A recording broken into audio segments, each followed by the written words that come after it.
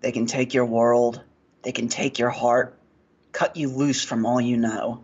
But if it's your fate, then every step forward will be one step closer to home.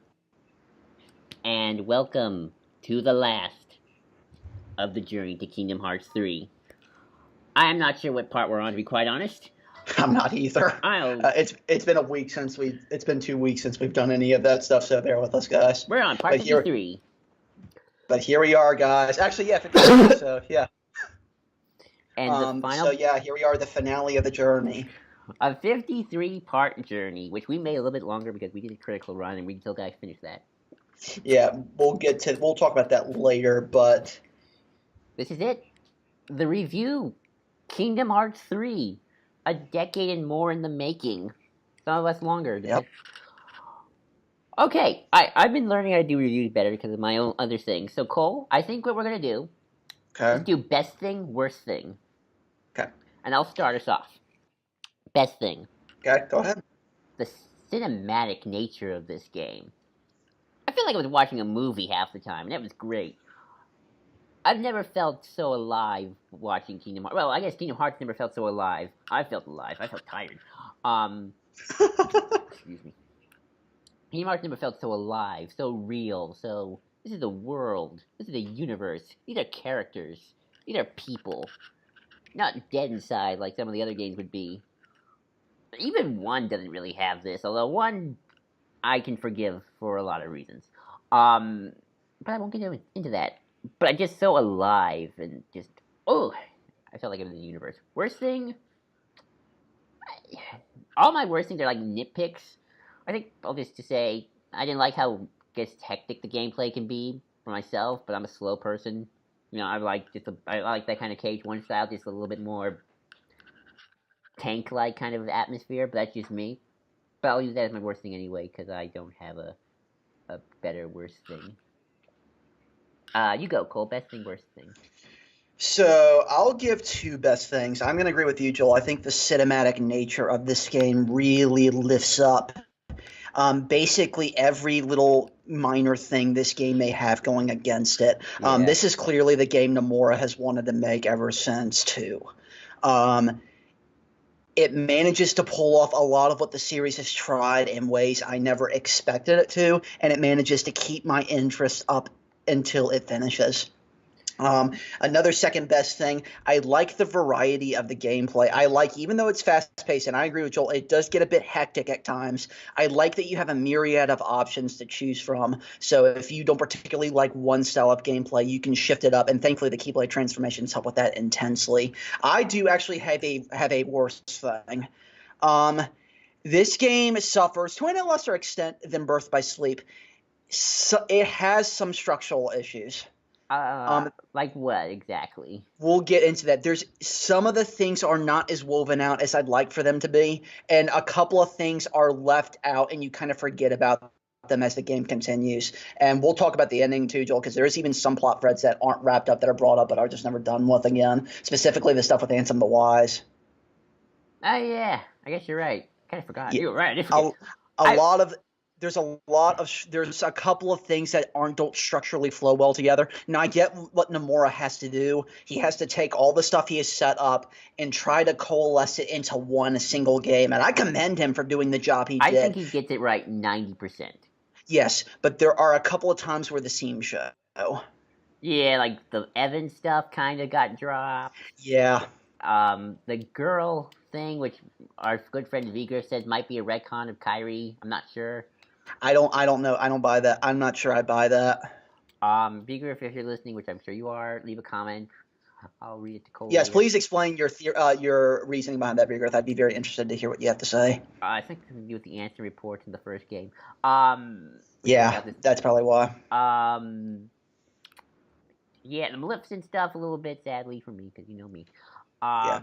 The cool thing, and the epilogue shows that she does live to see another day, and we'll talk about the ending last, because that's probably where a lot of discussion is going to be centered, is trying to make sense out of the epilogue and the secret ending and just the ending in general. But that being said, can you hear me okay? I put my microphone in. Oh yeah, I can hear it just fine. But that being said, this game did something I never thought I would say. It makes Chain of Memories Days, Rift by Sleep, obviously, but I like that game. And even Dream Drop Distance, more or less worth it. Yeah.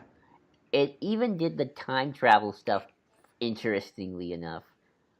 Yeah, and the good news is it doesn't try to convolute that to a insane extent. It leaves that in the background and doesn't try to explain every bit of it to you. I actually also will commend Monomura for not having to explain every single detail and allowing it to be done through action and let that be done through just the narrative nature of the story. This really ties in the saga, the Xehanort saga, if you will. Yeah. Kind of like I hope Episode 9 does with Star Wars. Just kind of like, okay, Kingdom Hearts 1, Kingdom Hearts 3, everything in between. It now feels way more worth it. Yeah. It's like it all coalesced, more or less. And it elevates those and things. on a satisfying note, oddly enough. That was my biggest worry was this ending going to be satisfying? And it was a little more or less, and it elevates everything. And it elevates all the games, although paradoxically... Well, not every game, because Joel, you and I had a realization playing this game. 2 is very dead. Yeah, 2, you're playing through 2 now is going to be next to impossible. I mean, I'll have fun. I mean, the thing is, it will work more or less for the Ansem and Roxas stuff and for some of the parts, but gameplay-wise... I like the gameplay in 2. I'm talking about more just the worlds. Well, that too, and just how they all fit together and just what you can do in it, because you had 3 blows what you can do in 2 out of the water. I said a long time ago that I think it was a fear or just an observation that 3 is going to be 2 done better, and boy, was I right. Yeah, I said to Joel when he pitched that to me, I said 3 is what 2 is trying to be, but it doesn't have the capabilities to do. Yeah, one will always... I think 1 will always get a pass. Mm-hmm. But I actually think 1 is fine. 1's fine, yeah. Plus, it's the introduction point. Not the beginning. Some things aren't always the best. Well, not just that. I think it has a simple enough, straightforward story. Well, again, it's simple enough to where you really don't need to factor it into the convolution, because it was at a time where it really wasn't. Right. 2, not so much.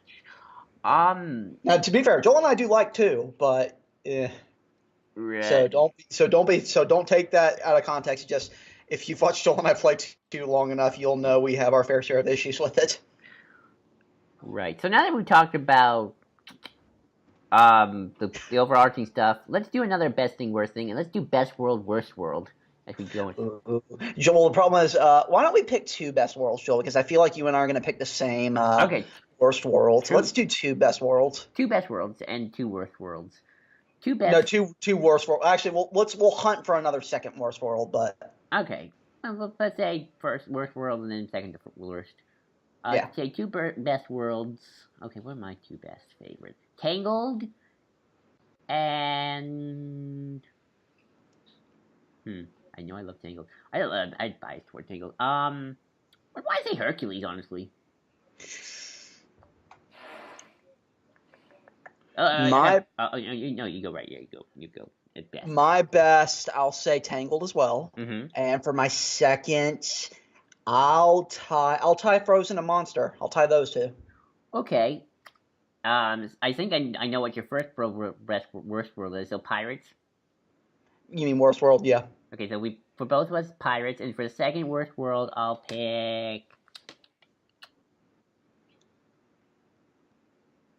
Dang, they're all kind of good after that. I'll say Toy Story. I like Toy Story. And I like it, but compared to others, it's one of the weaker ones. It's not bad. It's actually good, but it's one of the starting ones where you're trying to get your foot for some of the things. I want to say... I think I want to say Frozen, but I'm not sure. I can't say Frozen just based on what is done with that world alone. Yeah, that's right. It sounds pretty good. Yeah, no, I'll go with Monsters. I thought Monsters was okay. That one didn't blow me away that much, sadly. So I'm leaving Joel's and I's. I just want to say though, when we say worst, it blows the other games out of the water. So this is Yeah, like yeah. The Monsters and Toy Story are good worlds. Are great worlds especially compared to 2. they're like if I give them letter grades, like a friend, like a person I follow on Twitter did, they're like B's and C's. Yeah, for Pirates, I'd give it a D. Yeah, I'll give Pirates a C minus. Yeah, I'll give it a C minus. I do like the variety of gameplay that Pirates does give. I like the breath of fresh air for it. Story wise, it's the weakest of the worlds. Yeah, but now can I go my major nitpick? Sure. They do the freaking Let It Go, and you want to build a snowman, but they don't do Now I See the Light, and this is where my life begins. Really, Nomura? I knew you were going to be salty about that. I knew that. Really? You know that Now at Last I See the Light is one of my favorite of the modern day Princess songs. I do. I know. I know why they put Let It Go in there. Though I got to admit, Joel, Nomura's take on Let It Go. Yes. Pretty damn spectacular. Oh yeah, I mean, it was great. I mean, it's catchy. I want to go watch it again. I do too. Like it was phenomenal what he did with Frozen World. It's kind of sucks that Tangled. I love Tangled. The thing that Tangled does have over the others is I feel the relationship with the characters the most there. Especially with how Sora interacts with Rapunzel. Yeah, I gotta replay Tangled. I don't know. Some of the worlds, I feel like Frozen suffered from this more. Tangled a little bit too, though. Sora kind of just played the observer.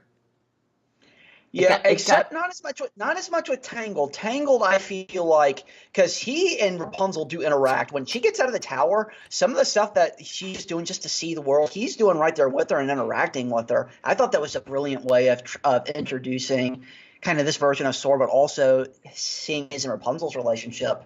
Yeah, I like the one where you have to get the birds, even though that was hard. Yeah, and also playing in the water. That was a really nice touch. Yeah, that was good.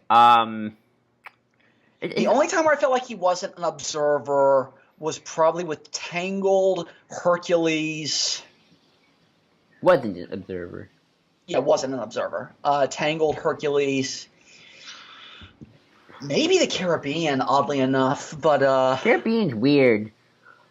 I feel like you know what's funny, Cole? You and I were so gun ho about they're gonna make Pirates 3 better because they're gonna shorten it and get rid of all the content. No, they made it worse.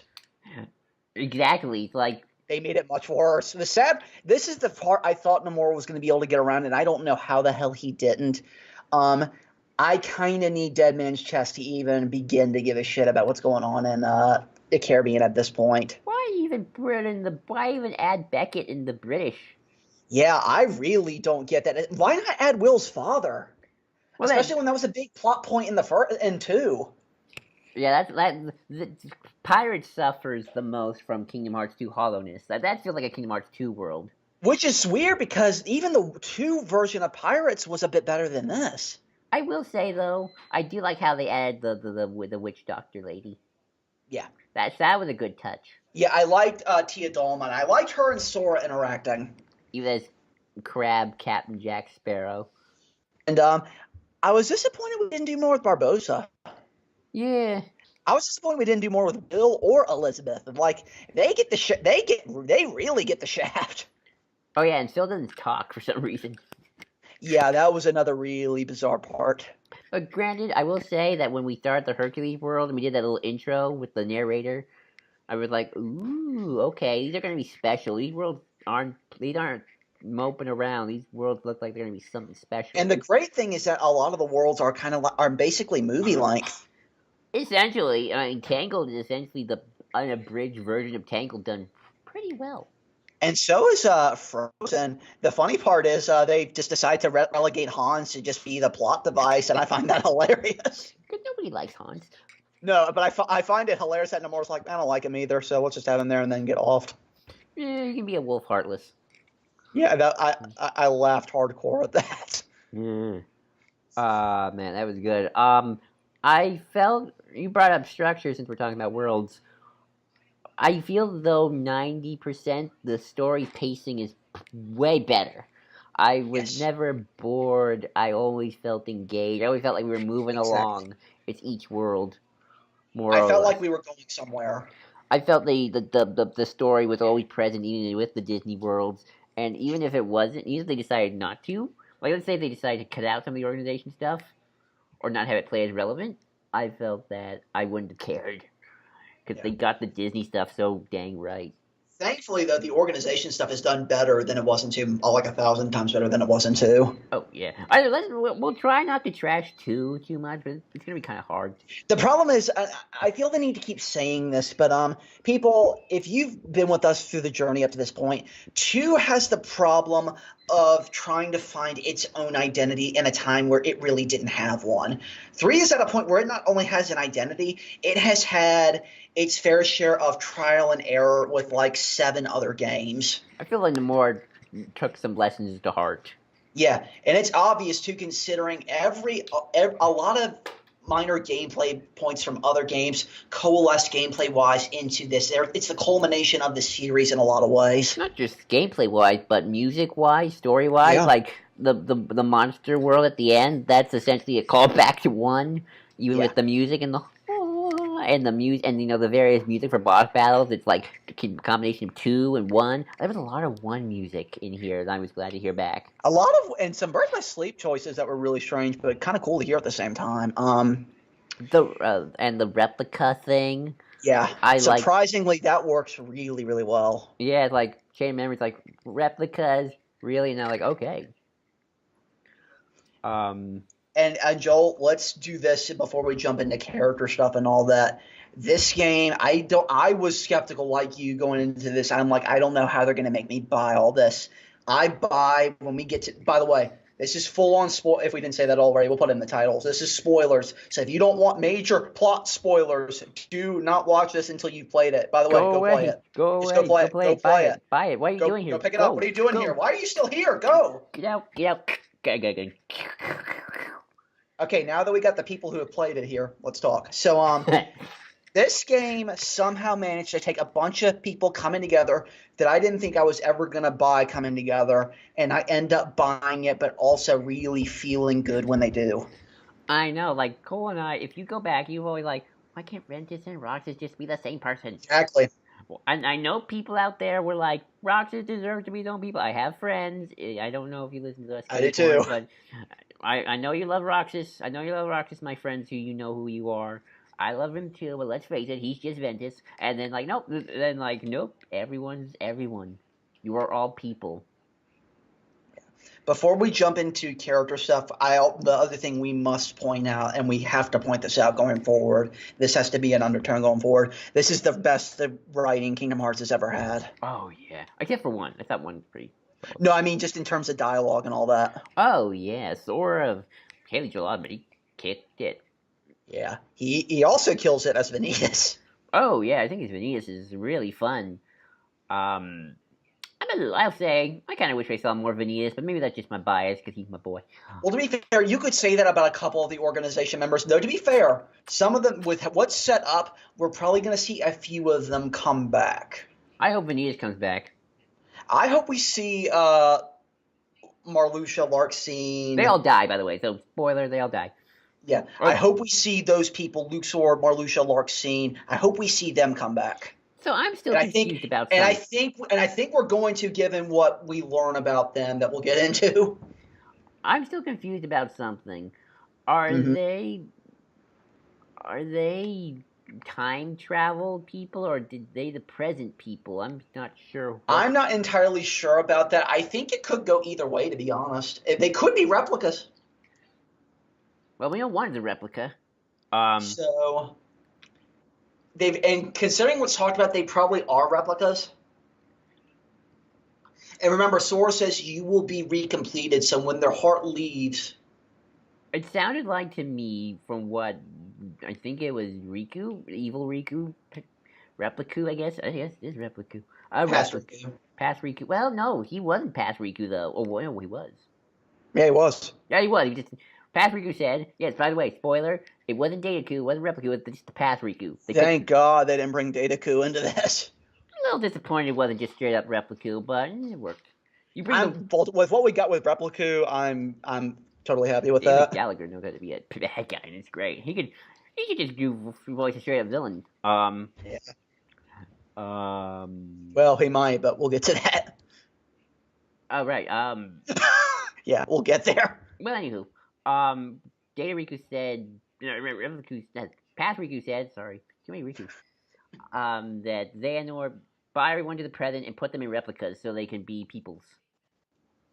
Correct. That sounded like that was the gist of the plan and how the time travel works.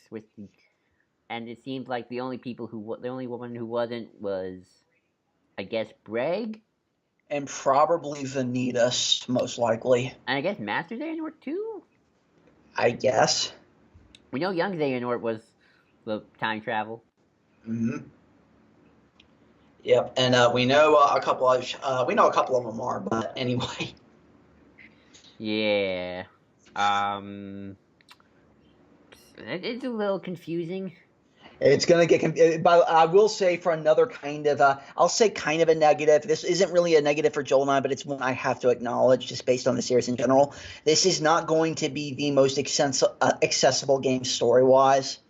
They try their darndest, though. They try. They try their heart out to try to get it to fit. For the Disney Worlds alone, you can play it and enjoy it for that. You will enjoy this game most having played the rest of the series. So if you haven't and you're going in just to see the plot line of the series, you're probably not going to know what the hell is going on. So if you're even going to Cole, this game for the people who have played, think it will redeem it in the eyes of our friends, like our good friend Riku. Sorry, I keep bringing you up, my friend.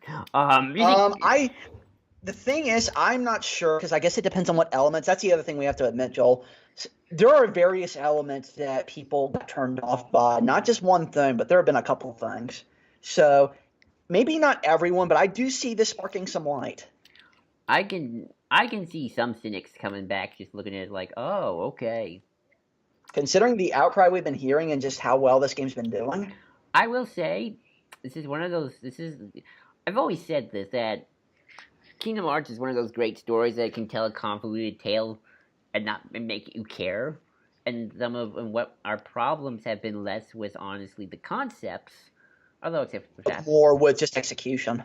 And I think, although I think you and I probably could have a problem with the concept of nobody's having hearts, but it's fine. Thankfully, thank God they don't dwell on that in here. And the funny thing is, and again, we'll use Birth by Sleep as an example. Everything in Birth by Sleep could really work, could be the best in the series. The problem is the writing of that game just undermines it very, very much. Which is why, in terms of the Kingdom Hearts Dark Age, that one was probably the best. Yeah. Because it was the least badly written. But this, Kingdom Hearts 3, is so well written, well scripted, and everything just seems alive and breathtakingly that those faults, honestly, those plot points, those just the faults don't outweigh the good. And there's so much good. I guess since we talked a little about plot, we're going to do ending separate category. We'll focus on the ending way later. So let's get into the characters. Let's start with the main trio. This is probably the best Sora's ever been. And it's the best Donald and Goofy have ever been. Sora is like the most three-dimensional. Yeah. He's getting made fun of, and it's clearly affecting him. Though he's trying to save face and trying to take it with a chip on his shoulder. But I love how you can see the things around him are affecting him. This is the first time I felt like that, the facade of just him being Mr. Happy all the time finally breaking. Especially when you get to the graveyard and Riku has to talk about it, says, "You don't believe what you're saying for a minute. I know you don't." Someone brought up that point during a speculation video I was watching. They said that Sora had a consistent character arc of he has little self-worth and he always defines himself by the people who he befriends. Yeah, exactly. And they hammer that message home since the start. And when you get to the graveyard, that's when it really hits home, where he feels just absolutely powerless. Yeah. Hey, Joel, he knocks it out of the park. He does really, really well here. I can just hear the emotions. Yeah. Just when he's mad, when he's upset, when he's happy. The voice acting all around is really good. There were some moments I kind of heard, this is dubbed. It's always going to be not 100% natural, sadly. Well, of course not, because when you're translating, not everything is going to land correctly. That's inevitable. But yeah, the voice acting is great. Mhm. Sort of, I know, just yeah, there was a lot of Donald Goofy this time around. A lot of good stuff too. Can we The get? half pint analogy I loved.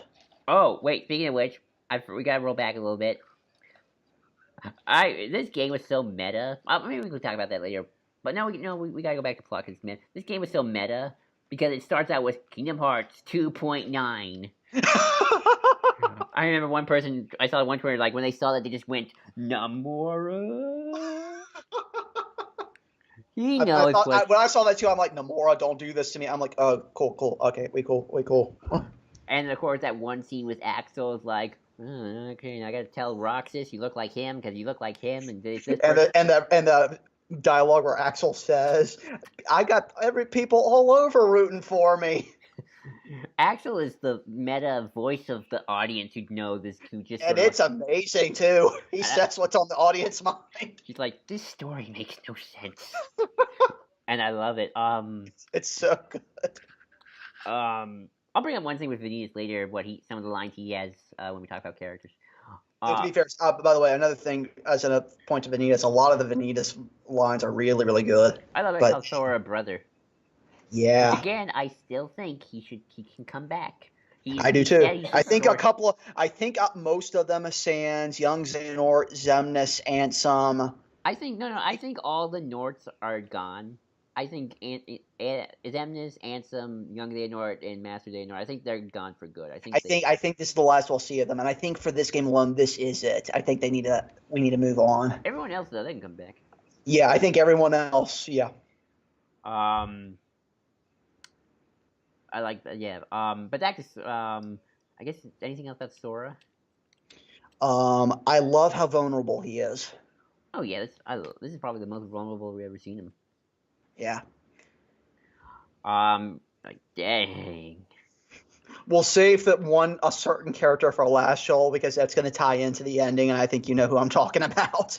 Oh, that's right. The girl. The girl. Our good pink-haired girl. We'll talk about her, but let's talk about Riku then. Yeah, let's talk about Riku. Okay. Riku and Mickey. We'll talk about Riku and Mickey. Yeah, they were fine. I know that's weird. Not much to talk about. I feel like Riku's his arc has been over for a while. No, Riku's kind of the fully fleshed out. He's the voice of wisdom when he needs to be. I will say though, it's fun watching him beat up his past self.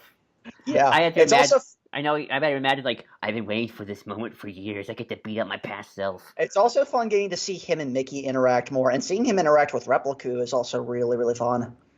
Yeah, living the dream. Finally, this is for all. I've been waiting to beat up my younger self for years. And by the way, the Mickey and Riku dialogue is still great. Oh yeah, of course, they're bros, man. Yep. Donald and Goofy a little bit. I guess I can talk about them via Sora, but I love I love how it's them at the end. Well, one little spoiler for the ending, nothing major, but it's like at the end, it's just Sora, Donald, and Goofy. Yep. And as it should be. Indeed. I honestly feel that's even better than... I guess it works for 2 because that was all about gotta find Riku, and gotta beat... For 2, it works, especially for what they're going for. I will say, I think 2 has a harder final battle than 3 does. I'll give it that. To be fair, Cole, I was level 40 and 50, so... Well, Joel, even then, I still beat the final boss after 3 tries. With the final boss in 2 took me a couple tries, but... I will say I think 2 probably had the harder final boss. Maybe. And actually, probably harder fights in general. I don't know. Because to be fair, because I was going through easy on 2 and having difficulty. I was going through on standard with 3 and not having too many issues. Maybe. But I'm glad that, poetry, rhyme, ring theory. It's the big 3, Sora, Donald, and Goofy, the trio of trios. As it should be, and I just like how in moments they comfort him. Oh, back to one thing. We're going to be all over the place no matter how hard we structure this. It's hard. The problem is people with 3, it's going to be hard not to be considering how many plot threads we have to discuss. I will say one of my favorite moments was pirates regarding Sora is when Davy Jones kills Will and Flora just kind of flips out. Yeah. That was a good moment. Yeah. Which is sad because not much there with pirates, but still, good moment. I like seeing those moments when the characters died, like with Elsa getting Anna getting frozen, and Eugene dying. Just Sora, just kind of that vulnerability. Yeah. He put through a lot. I like the moment with him and Woody saving Buzz at the end. That was good. Yeah. That was a good moment. So which trio do you want to focus on next? Let's do the Birth by Sleep trio. Not much there though. The other trios don't get much because they just appear by the end. I will say I like what's done with Aqua. Yeah, I'm glad she wasn't Norded. I really am glad. I liked her. I liked the fight with her, and I liked what's done with her in the game overall. That was fun. I also like when Mickey basically admits to Aqua, yeah, a lot of you staying here this long is my fault. I won't lie. Yeah. Terra's back, and that was cool. It's good that he got resolution. I mean, he caused a lot of the bullshit to begin with, but take some hard lessons, Terra. Hopefully, you aren't as much of a dumbass when we see you next time. And Ven's Ven. I liked him and Sora interacting. I did like that. That is one of the sad things, having this big of an Infinity War. This is definitely the Infinity War in Kingdom Hearts games, isn't it? Yeah. Yep. Except with more of an ending.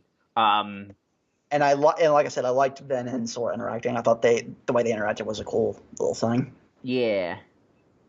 Also, I know this is kind of a minor thing, but I'm going to bring it up because Joel and I have been saying this for a couple of episodes now.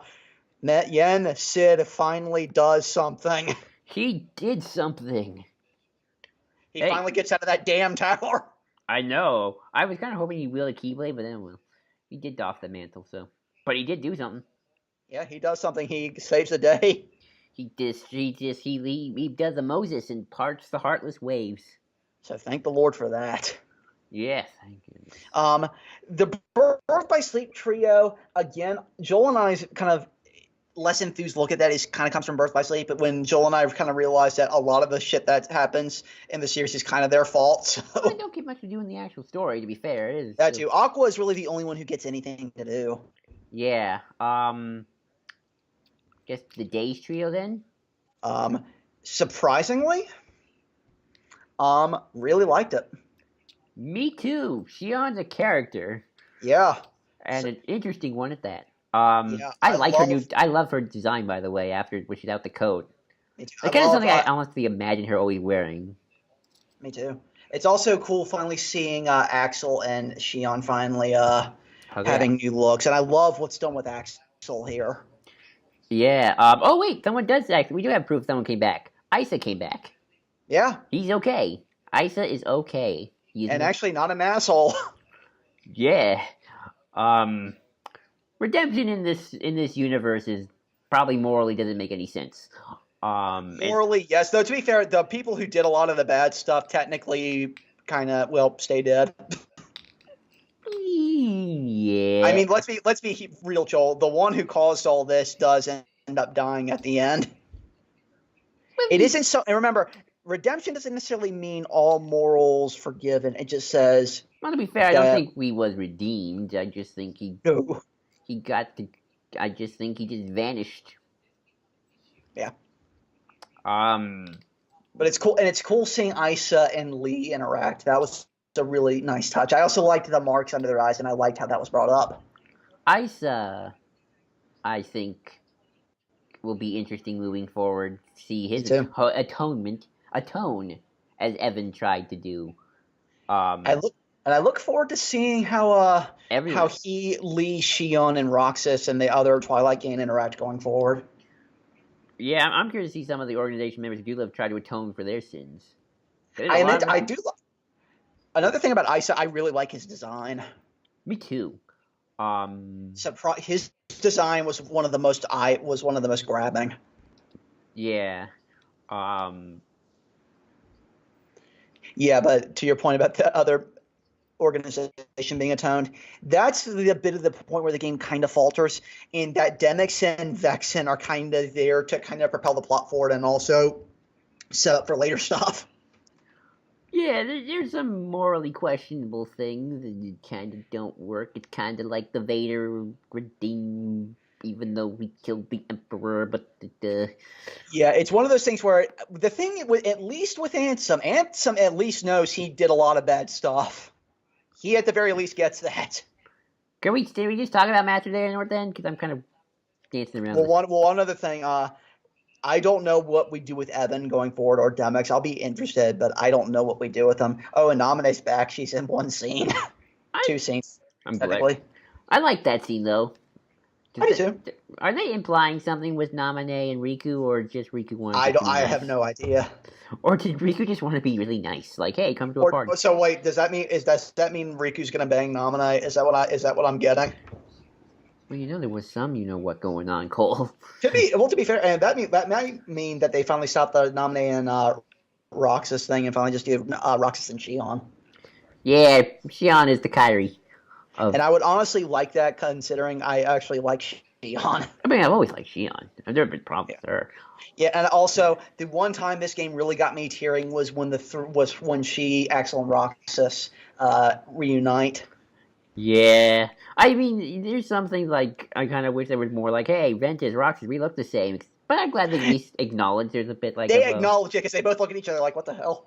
Like, hello. He is me and I am you. There's gonna be so much fan fiction now. Just there's like there's gonna be memes. There's gonna be fan fiction. There's I've read this fan fiction already. Like everyone's a person. Like, yeah, Roxas and Ventus, they're hanging out together, and Venus is over there just causing. Well, mischief. I mean, you get it with the ending, so. I know. It's like everyone's fan fiction is brought to life here. Yeah. I will say though, they made me buy it in a way I never thought I was going to buy it. So let's talk about Master Xehanort then. I'm puzzled about his ending. For what they were going for with this game, I'm fine with it. It did catch me a little off guard, though. The epilogue, I think, ties into that. So maybe I don't know. It's a little weird. It'd be like if the final minutes of Return of the Jedi, the Emperor's like, "Oh shit, I'm a terrible person. I did." Yeah. And then to be fair, Mace Windu came. To be fair, Joel, Xehanort was going to continue going through with it until Eraqus was like, you got to stop this. You're done. There is nothing else you can do. I think the difference for me and what I need to get over is the fact that Xehanort, he's not the Emperor. He's not even Voldemort. He had a friend, and he had a genuine person he did like. And I actually do like that. It's a bit more Magneto. Yeah, and that's actually kind of what I like about it. It is more Xavier and Magneto, kind of the same moral quandary too. A little, yeah. If you think about it. Oh yeah, because Voldemort never had a friend. His closest rival was Dumbledore, and he was a teacher. Yeah, and they both had their own moral problems. Yeah, it is more that Xavier Magneto thing. I do wish we had gotten more of it. I think that's what my holdup with it at this point is. I wish we had gotten a little more with it. I did like the flashbacks, though, especially near the end, because it did seem like they were genuine friends. They did like each other. Yeah.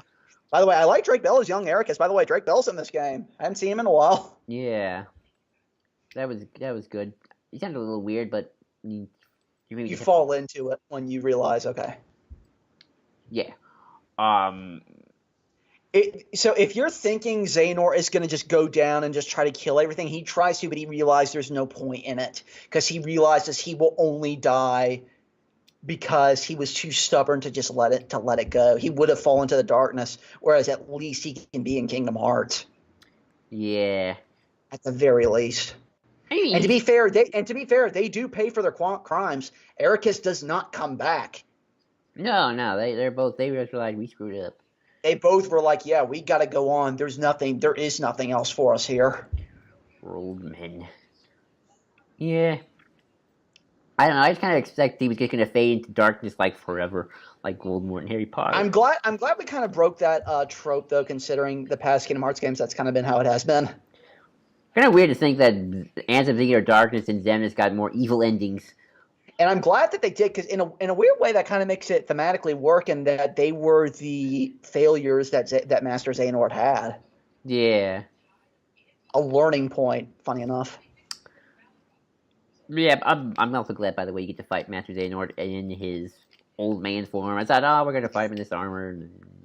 The armor form does look cool, but I'm glad we do get to fight him in his regular form. Yeah, because that's what you want to do. You want to beat up the old dude. Yeah, and fighting in the battle against under Kingdom Hearts is actually really cool as well. Oh yeah, that's beautiful. It does have a Harry Potter-like ending, though, with the way the two Keyblades clash. Yeah. You'll know what I'm talking about, Colm, when you finally watch Harry Potter 7. Yep. Who do we... Okay. We kind of went over the organization members. We're saving a few for the end. Vanitas, I like how he calls Vanitas called Ven and Zora brothers. Yeah, I like what's done with him. Yeah, more or less. I wish there was more, but that's more of a bias. And we could say the same thing for a couple of people, but with what we were having to do, I'm glad we at least got something. I'm just glad I got to see his face. That was great. And also, I liked Lauriam, I liked Larxene. Surprisingly, liked the two of them. Larxene was great. This is the best she's ever been written. And also, Luxord was also really good. Yeah, he was fun. I liked him. And I look forward to seeing what they do with them later, considering we're probably going to see more of them. Okay, who did we miss? We'll save the major one for the end. Let's hang on. Let me calibrate. Our girl. Let's do Kairi. Oh, Kairi. Oh, Kairi. Oh, Kairi. At least she's consistent. So, shall we talk about what happens to Kairi? Yep, she gets offed. Big time. I think I'm not sure how that ending is to be. I can't. The thing is, for Joel and I even if Joel and I tried to confirm it, we really can't just given the ending. Well, the way I interpret it is Kairi's on the beach and she does not vanish. Let's talk about the secret ending real quick, Joel. Let's get that out of the way. No, we gotta talk about the epilogue because the epilogue. No, let's save the epilogue for last. I think the secret ending will take less time. I thought the epilogue was connected to the secret ending, or maybe not. No, not really. Okay, it might be, but who knows? Actually, we can lead into this epilogue from the secret ending anyway. Okay. So if Kairi really is alive, and Sora is actually in Shibuya, and it's the Shibuya it might be, then that potentially – now I have to give another spoiler warning. For any of you who are watching this and you are playing The World Ends With You or have not played it and do not want to be spoiled for that game, turn away now. Like, do not watch this. So The World Ends With You, we see characters from in Dream Drop Distance. You remember them, Joel? Yep, I remember. That's the only thing I remember.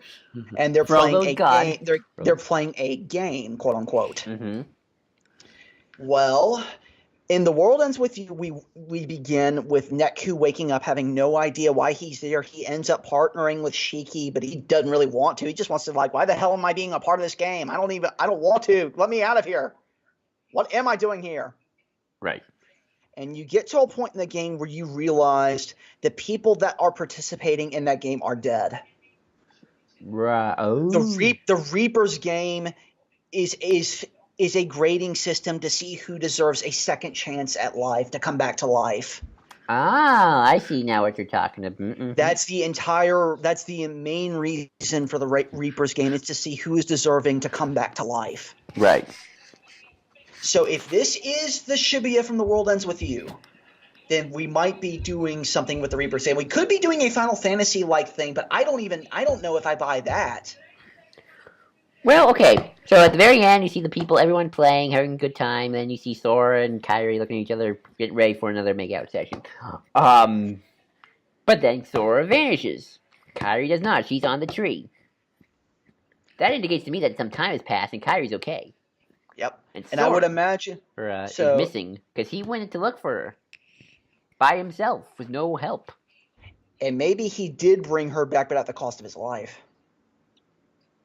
And then maybe Kingdom Hearts 4 is all about the search for Sora. And maybe the funny thing is, what if the search for Sora isn't 4? What if we get another spin-off game, except it's not a spin-off, it's just another The World Ends With You game as Sora, as being one of the central characters? Well, it's a multiverse, so... It could work. And we know Riku is there somehow. Probably lurking for Sora. Yeah. Also, the other thing we see in if this really is Shibuya, which I'm pretty sure it is, we also see that Yazora guy that was in that Toy Story like thing, which I guess he's apparently real. I don't know what to think of him yet. I can't say much regarding him because I don't have enough to go on. I had a weird theory where, what if the Toy Story world is also like secret marketing for their next game? What if that actually becomes a final Square Enix game? It might be funny. Meta. It has some Final Fantasy Versus 13 elements to it, though. Seeing the secret ending, it also has World Ends With You elements in it. It's very. What if the next Kingdom Hearts is a culmination of Square Enix games, and it's a spin-off with like Square Enix centric stuff, and then the next main game is Disney and Kingdom Hearts stuff? That could work. That could actually be really interesting. It would give them a good pool to work with, but without having to actually, Yeah, because the one thing I have been seeing, and this is the other thing we should probably say, there aren't any Final Fantasy characters in this game. They're mentioned, but you don't see them. People have been clamoring for Final Fantasy Worlds. I'm not one of those people. I'm not either, but I've seen a lot of people at least clamoring for the characters. I get that to an extent, but if we were to get a centric game that we do more Final Fantasy-based stuff and the World Ends With You, more Square stuff, I'd be okay with that if it was a spinoff. Maybe, but if, yeah, then you can keep with some of the stuff for the main game. Yeah, exactly. But what device would you spin it off for? That's my question. Probably the Switch. Oh yeah, you can do the Switch. That got some good graphics. Yeah. And then you wait for the PS5 to do 4. Exactly. So that could be cool, and I think genuinely that secret ending could be really cool, especially if they do go with that Reaper's game angle. And I could be bullshitting, but I think it very well could be, and it would be really cool, especially to pay off what Neku said when he says "See you in Shibuya." Yeah. Just not make it like a see you around. Yeah. That might be interesting. So it could very well be interesting, but that's speculation. Let's and that honestly could, because if 3 essentially said Kyrie's okay, then you could do a spin-off story where you already kind of know the ending, and it might help with just people who don't want to play the spin-offs. Yeah, but the other thing too you do is that you are at least dealing with 3's consequences. Exactly.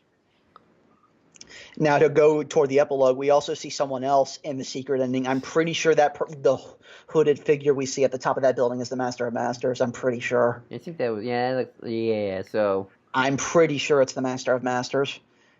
By the way, that's the other thing we should mention too. We learned in this game that Sora had 3 hearts in him. 2 of them, one of them was Roxas, the other one was likely Ventus. The third, I would imagine, probably revolves around the Master of Masters. Maybe that's how he ends up where he is.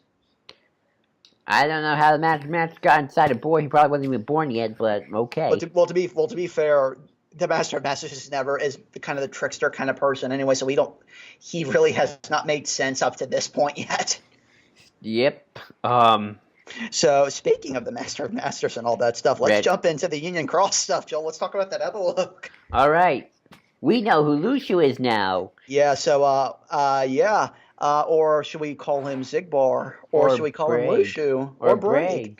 I think for intents and purposes, Joel and I will either refer to him as Xigbar or Lucio. Or Braig. Yeah. So yeah, Xigbar is Lucio.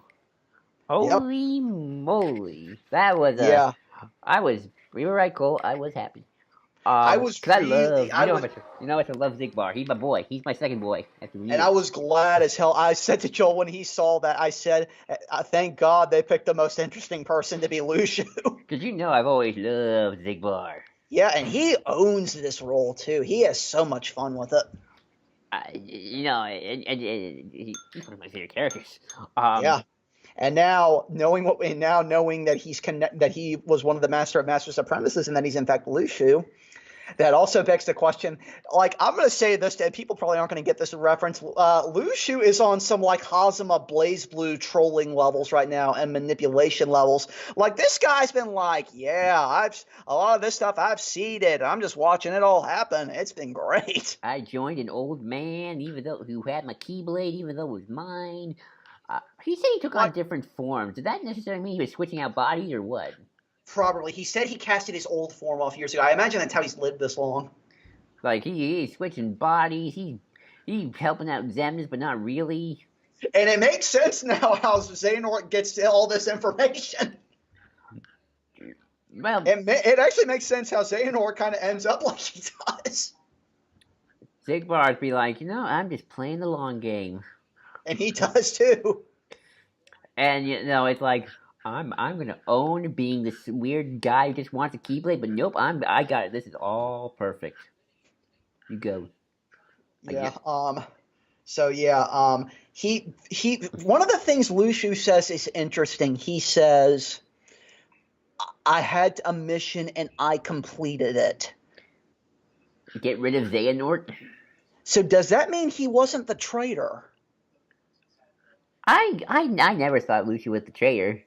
You know what? Considering what's happened, what if Ava was the traitor? Yeah, I have a theory about Ava now. Honestly, what if Ava was, because remember, Lushu tells her what he has to do, and Ava crosses blades with him because she says the master would choose us over the world or something along those lines. So what if her being the traitor was kind of a means of saying she didn't want to go along with that? Maybe. I actually have want to hear my theory now? Sure. I think Kyrie's Ava for some reason. I don't know why. Or at the very least connected to her. Because there's okay. So here's another plot point that kind of gets faulted, and our friend Vigriff talked about it a little bit with me. And I'm not, but now that Cole and I are talking about this, I'm more confused now than ever. There's something about a girl that's going on here. Yeah. I thought that they were just talking about Kyrie at first. But now I'm not so sure. But to be fair, the extra reports may give more insight into that. Were there reports in Kingdom Hearts 3? Yes. I didn't read them. I didn't either because this is just a general, just what we have right now. So the report and future Kingdom Hearts videos, because we'll do them, we'll talk more about them. Right, and there's talk about a girl. At first, I thought Ansem SOD, which is talking about, how he took Kyrie, and then maybe we found out, maybe Ansem the Wise did take Kyrie at first. But here's the problem with the girl being Kyrie. You can still do experiments on young children. It's just horrible. But here's the problem with that, just plot-wise. I don't think it can be Kyrie. Okay. Because remember what Lee and Isa said. They knew this girl. And Lee has seen Kyrie. And Saïx has too. You're right. That does make... I just thought they would have just forgotten, but... No, they clearly remember the girl. And that girl could be... What's her name? Ava. It could very well be. Maybe that's if it is Ava, she may very well be related to Kyrie. Female villain, please. I mean, it could be Shalizia, too. We don't know. Again, female villain, please. Enough with the old dudes. Let's get some girls in here. I would love Kyrie to be, well, wait, no, that wouldn't make any sense. Like I said, I don't think it's Kyrie. I don't. From what we're given, I don't think that it's Kyrie. Yeah, because I want reincarnation Kyrie thing. Unless Lushu tampered with their memories, though, I don't understand how that would make sense. I mean, he's Lushu, he's Breg, he's Xigbar. Well, I mean, yeah, but at that point, Lee's kind of out of his ray of focus at that point. It's true. So what do you think? Hold on. What do you think Breg's mission was? That's a good question. I feel like his mission... I feel like... I will say one thing. Yeah. I have a feeling the darkness that corners Maleficent, I have a feeling that was Lushu. I feel like it was Xigbar. Yeah, I think it's probably Xigbar too. But it makes the most sense, and it makes the most sense why he'd hide his presence. And he was looking at her at the start. Remember at the end when they found Pandora's box?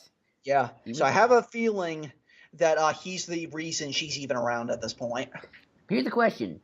Does Xigbar want Maleficent to do something, or is he just worried about her?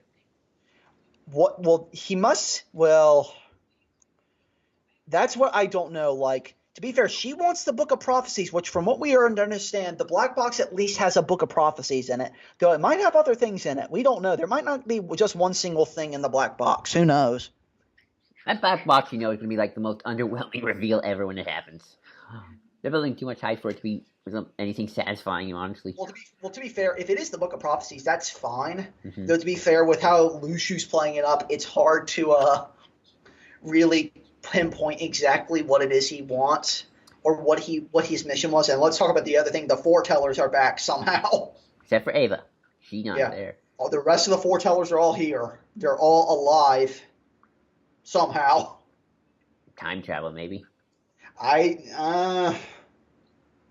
Maybe it's that box that allowed them to move forward. Maybe. Guys, that's what happened at the end with the dandelion thing. But here's the real question, though. There's some weird stuff going on because Ava set up the dandelions. I imagine a lot of that was just to ensure that the Keyblade, a legacy of the Keyblade wielders, continues on, and I imagine maybe Lushu commandeers some of that. Now, to be fair, that's us trying to make sense out of a story that hasn't finished yet. It's true, and that releases a couple more chapters, I think, soon.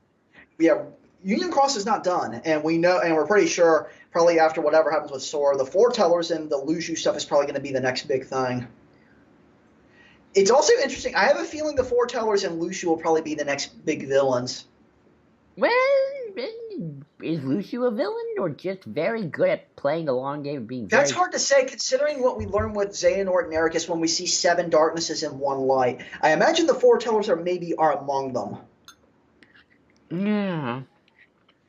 It's hard to know exactly what Lushu's game is, what his mission was.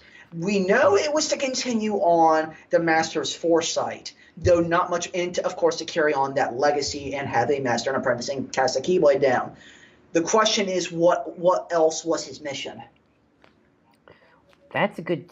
See, I don't know now if Braig is doing stuff for the forces of evil or just he's very morally ambiguous and you gotta do what you gotta do. That's the question. Is he morally ambiguous? Is he really playing for the Master of Masters? Though, to be fair, in the way he talks about it, he sounds like he's really supporting what the Master is doing.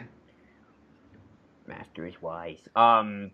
Like, he even says, so Ava completed her mission. Like, he almost sounds kind of nostalgic, like, I guess she did complete her mission. The way he says that is interesting. I'm curious how he lost his Keyblade. How he lost the Nonan Keyblade? Yeah, I mean, it was Xehanort's Keyblade, remember that. Well, remember, it was Lushu's beforehand. Yeah, but how did Xehanort get it? He passed it down. He faked that he died. That's right. And then he became Zigbar. It's like, oh, I gotta find my Keyblade again so I can get it back. Yeah, so he bequeaths it to Xehanort. He's like, oh yeah, you want to know about all this stuff? Here, learn all this. Explore. Xehanort goes cuckoo, takes the Keyblade. Lushu plays Xehanort like a fool, then he gets his Keyblade back.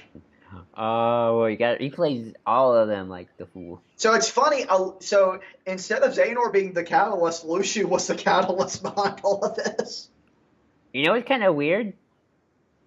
Well, no, because he's not a villain, though. I was going to say they pulled off that Naruto thing better than Naruto, but Lushu's not a villain. At least not technically. Well, the funny thing is he's Obito, but just a more ambiguous version and a better version of Obito. But that's another. He's seated, though, better. He's seated. Yes, he's a lot more seated. He's always there. Yeah. Except, and to be fair, it's not like Braig is like, okay, I'm taking over Kingdom Hearts. No, he lets Master Xehanort do his thing. No, he doesn't seem to be after Kingdom Hearts. Well, he seems to have another purpose. I don't know what that is. And he is going to tell the foretellers. Ooh, I got a weird idea. Yeah? What if the Master of Masters is trying to find out who's going to be the next Master of Masters? How so? What if this is all just one big test for Sora to be like, okay, you're going to be the new Master of Masters now. I've just been waiting a gazillion years for this. What if that's the point? What if his that kind of makes Master Masters even more funny, but horrifying? What if the Master Master's whole point was just to set up the apprentices, have them go into the world, revive, and then when Sora was ready, have Sora take out all the masters as the test? He literally sets his own apprentices up to die. I could see something like that happening, where it's like Sora... To be fair, Lushu, the way Ava reacts, that could give some credence to that. Well, it's an anime trope I've seen where it's like the god... I remember, I think like this one anime called Future Diaries, which is also like this weird... Have you seen it? Yes. Okay, so you know what I'm talking about. Like, the god wants to retire, and like, I gotta pick a new god.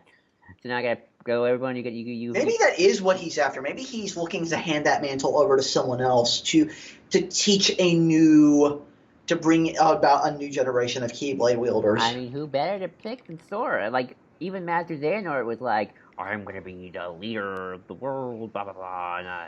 And Sora's like, nah, no, dude, you can't do that. Good leaders know you can't just stop. And Xehanort, and even Sora says it's not you, Xehanort. Yeah, so it's like maybe Sora's the next one to usher in the Age of Age. He's gonna be the Grandmaster Sora, who then has to go to Octu and then wait, wrong story. I'm really interested to see where that whole foreteller stuff goes forward. Me too. At least it's important, and we know how important it is. I hope Maleficent gets more to do, though. I do too. Which is funny. What if that's the thing, Joel? What if after the foretellers fall, what if Sora's next big battle is against Maleficent? Or, yeah. She slashed up on the villain. Well, here's the weird thing. There's some indication that Maleficent's time-traveling stunt is getting weird. I noticed it when she was talking to past Riku, and she's like, I know him, but from when? I think she's trying to pinpoint which Riku it was. Kind of weird Pete didn't remember who it was. But maybe he just... Well, to be fair, Pete wasn't around in 1. That's true. He kind of idiot. He has no reason. He probably has no idea who the hell that Riku person of Riku is. I'm curious how much Maleficent plays into this, to be fair. Probably not for a little bit, though. I imagine once the foreteller stuff goes, I imagine Maleficent... Remember, Maleficent is after the darkness. Right. Remember, so if you're going to set up a big bad, why not have that eventually be Maleficent? Yeah, that's a good point. Because the Master... Honestly, the more I think about it, I think that what they might do, Cole, I think the Master of Masters wants Sora to be the next Master of Masters. Yeah. Essentially, he wants Sora to be God. Which, if his heart is really inside of him, that could work. I mean, I'm trying to think of anime tropes, and this had a lot of anime tropes in Kingdom Hearts 3, so... that's the best way to go. Yeah. I mean, even the Master of Masters from the start starts manipulating his apprentices, like, you're gonna be a leader. Oh, wait, you wanna be a leader? You wanna be a leader? You know. Yeah. Also, I find it funny that if that really is the Master of Masters in that epilogue with the Final Fantasy Versus 13 kind of look in place, they have the guy voiced by Ray Chase who also voices the main character of Versus 13. 15. It makes sense. Yeah, they have Ray Chase voicing Master of Masters. It's fun. It's great. Yeah, so either Kingdom Hearts 4 is the search for Kairi, or we have a spin-off and then we get 4. Which is the search. I hope the spin-off is the search for Kairi. Or at least the spin-off is dealing with the consequences of bringing Kairi back. Well, don't you think we need to... Well... Not really. If Sora brings her back, but gives his life up in the process, not necessarily. Maybe. Meaning we're dealing with him trying to deal with the consequences and dealing with 3, but the stuff after 3. Right. That's possible. What else can we talk about here? Because, you are right, Cole. This is definitely... My brain's now like... You were satisfied with the ending, more or less, were you? Yes. Okay, hang on. I assume you were. Yeah, hang on. I was just a little nervous about, like, when we talk about cliffhangers and stuff, like, oh, I do want I wanted to at least seed in that it wasn't a all happy ending. It is for the most part, but not everyone gets their quote-unquote ending. Sora doesn't. Exactly. That's what I was trying to seed in and just prepare you for, like, just be aware. It's mostly happy, but I also phrased it to Joel. It's more of a this person's story is not yet finished. Yeah. What if... Now we're just making it Kingdom Hearts 4 stuff. What if that is the Master's goal, but at the end Sora's like, nah, we should get rid of the Master mantle. Keyblade should be for those who deserve it. That could be. It could be interesting. And actually going with Sora's character could work. Because the more I think about it, like, yeah, the Master Masters is probably a guy or entity, because it could be an entity, it doesn't have to be a guy, Yeah. who's like, you know what? Time for to retire. Time to go to the Bahamas. You know he would say that, right? He'd be like, Yeah. time to go to Bahamas. Got my beaches. Got my trunks. And by the way, Hank or Pence and Olet still don't get to go to the beach, like, really anymore. Come on. Like, time to go to the beach. Like, but Also, thank God the three of them don't get Keyblades. sadly. Sadly. Oh yeah, that was another great moment with Ethimer and the Keyblade Masters of Past. Yeah, we'd be remiss if we didn't talk about that. That was a great moment, especially with all the little names being played as being the moves that you can use to fend off that big darkness. That was a really, really cool moment. That was another good tie-in to Union Cross. So many good tie-ins. It wraps up 90% so well. I remember in an early review, I told you, just because I wanted to be vague, we were all nervous and excited, about how it gave satisfying answers. Yeah. And boy, did it, more or less. Yeah. Yep. I think we've covered that pretty thoroughly for the most part. Most stuff that we haven't completely talked about will probably be done in future videos. And Joel, do we want to announce that now? Yeah, so hang on. Let me take another bite. Good pasta. I'm so professional. So yeah. If you've been watching us this long, people, you should know we're not professionals by any means. We're training professionals. We're getting there. So now that the journey is done, now we take the road to dawn, like Riku did at the end of Chain of Memories. We finally see the light, and we go from the darkness toward the light, walking the road to dawn. The next series that we'll be dealing with gameplay will be the Road to Dawn. So the next time you see gameplay videos, it will be under the Road to Dawn moniker. Exactly. So be on the lookout for Kingdom Hearts 3 Let's Play. And also, the other thing we're going to do is, for discussion-oriented videos, going forward, we're going to call them Beyond the Door. Ooh, I like that. Yeah, good idea. So we're going to do that. And the Critical Run will continue again soon, hopefully. And we'll eventually do critical runs of 3, eventually. Oh, Lord. So yeah, be on the lookout for that. We don't know when. We don't know what we'll start with, to be quite honest. No, we don't know. It may be a week or two before we do anything else. I think Joel and I need to let this simmer a little bit before we talk any more about things going forward. I need distance from Kingdom Hearts 3. I do too. I had, bear in mind, people, I completed 3 in like 3 days. Funny, 3 days. But I did that I powered through it just so I'm like, I need to finish it so I can continue moving forward with other things and not having this looming over me. It took me a full week because I got it Monday night. Thanks to my mom, real trooper, went to GameStop at 9 o'clock at night. Get it.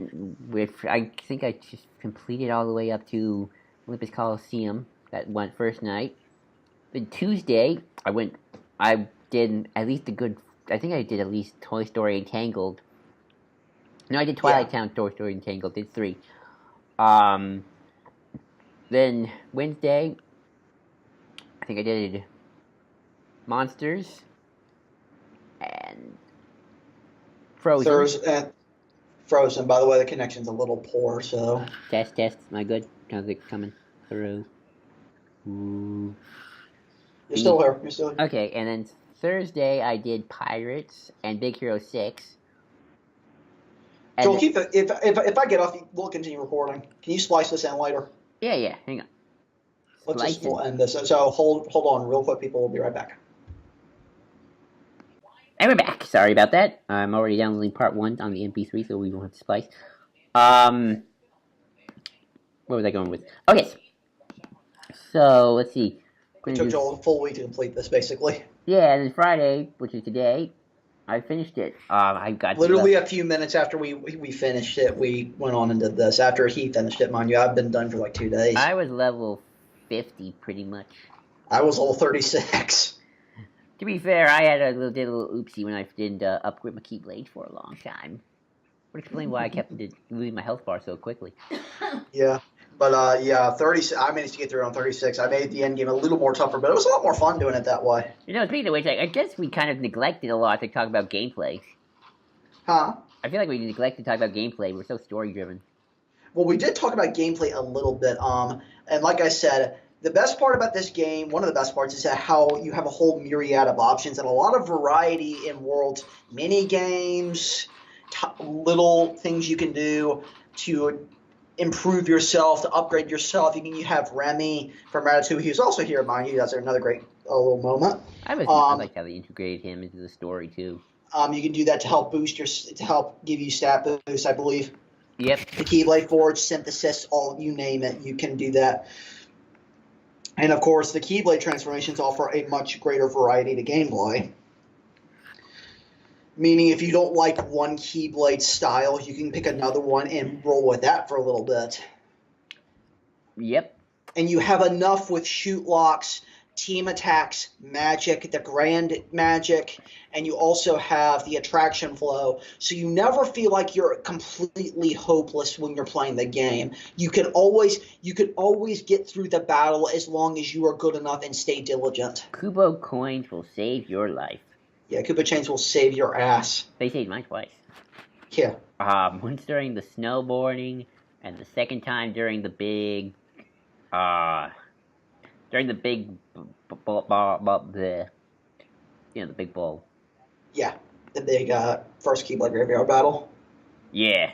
I got a little worried when I repeated that. That's another thing I got confused with the final world. By the way, Scala. No, not the final. No, the final world, the actual death heaven. It's interesting. I guess it's the afterworld. I guess. What does that make Hades then? Well, not even the afterworld. Maybe just a plane for. Wait, what if the final world was just a means of going forward, and the final world really is the afterlife, and Hades, and if Sora just gave up, he'd be going down in the depths of the underworld. Maybe. I got a little confused though. What was going on? Like, why things were happening again the second time? Did we travel back in time? I imagine part of it is to kind of reset things kind of a little bit. To be fair, that is the one good thing we'll give Kairi is that Kairi at least does save Sora's ass. Yes.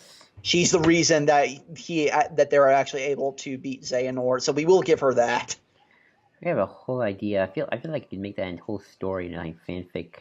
So it's great for that. Also, the Pound Poop fruit is also finally shared. Finally, we do that. Yeah. It was like, and then they made babies. When I saw that scene. So at the very least, we've done that. So, what else do we? Actually, we've covered. One other thing. Music's great. Oh yes, I love the score. Did we talk? Oh yeah, I did. I ranted about that. Let it go. But Kingdom Hearts wise music, yeah, that's great.